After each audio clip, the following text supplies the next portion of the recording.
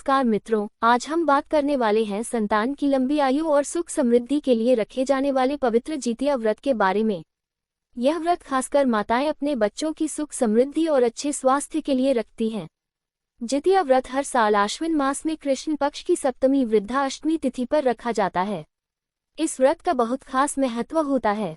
भविष्य पुराण के अनुसार जितिया व्रत करने से संतान की आयु लंबी होती है। इस कठिन व्रत को करने के कई नियम होते हैं जिनका ख्याल रखना जरूरी होता है। इस दिन कुछ कार्य करने और न करने से आपका व्रत अधूरा रह सकता है। ऐसे में आइए विस्तार से जानते हैं कि नहाय खाए से लेकर व्रत के पारण तक व्रती महिलाओं को किन किन बातों का ध्यान रखना चाहिए। इस बार जितिया व्रत 14 सितंबर रविवार के दिन रखा जाएगा और इसका पारण 15 सितंबर को होगा। व्रत करने वाली महिलाओं को एक दिन पहले से तामसिक भोजन छोड़ देना चाहिए। ऐसे में नहाय खाए के दिन लहसुन, प्याज आदि चीजों का प्रयोग खाने में नहीं करना चाहिए। जितिया व्रत में नहाय खाए के नियम। नहाय खाए के दिन महिलाएं नदी या तालाब में स्नान करती हैं और फिर झिमनी के पत्तों पर सरसों के तेल की खली को रखकर जीमूतवाहन भगवान की पूजा करती हैं। ऐसा संभव न होने पर आप घर में भी स्नान कर सकती हैं। वहीं झिमनी के पत्ते न उपलब्ध हो पाने पर केले के पत्तों का प्रयोग किया जा सकता है। विधि विधान से पूजा करने के पश्चात व्रती महिलाओं को तेल अपनी संतान के सिर पर आशीर्वाद के रूप में लगाना चाहिए। नहाय खाए के दिन क्या करें क्या न करें। सप्तमी तिथि यानी आज दिन के समय कई स्थानों पर मडुआ की रोटी और मछली खाने की परंपरा होती है। वहीं जिनके यहाँ मांसाहार नहीं बनता है वो व्रती महिलाएं सात्विक भोजन ग्रहण करती हैं। सप्तमी तिथि के दिन ज्यादा हैवी और ऑयली खाना खाने से बचना चाहिए क्योंकि यह व्रत बेहद लंबा होता है। ऐसे में व्रत रखने में आपको समस्या आ सकता है।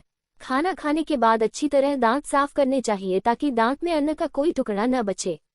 जितिया व्रत ओठगन के नियम। इस बार अष्टमी तिथि 14 सितंबर को पड़ रही है। इस दिन सूर्योदय से पहले यानी ब्रह्म मुहूर्त में जितिया ओठगन रहेगा। इस दौरान व्रती महिलाएं चूड़ा, दही, पानी, नारियल पानी आदि ग्रहण कर सकती है। भोजन करने के बाद अपने शरीर को दरवाजे से टिकाकर पानी ग्रहण किया जाता है। माना जाता है कि इससे भाइयों की आयु भी लंबी होती है। जितिया व्रत और पारण के नियम। ओठगन के बाद महिलाएं पूरे दिन निर्जला व्रत रखती हैं।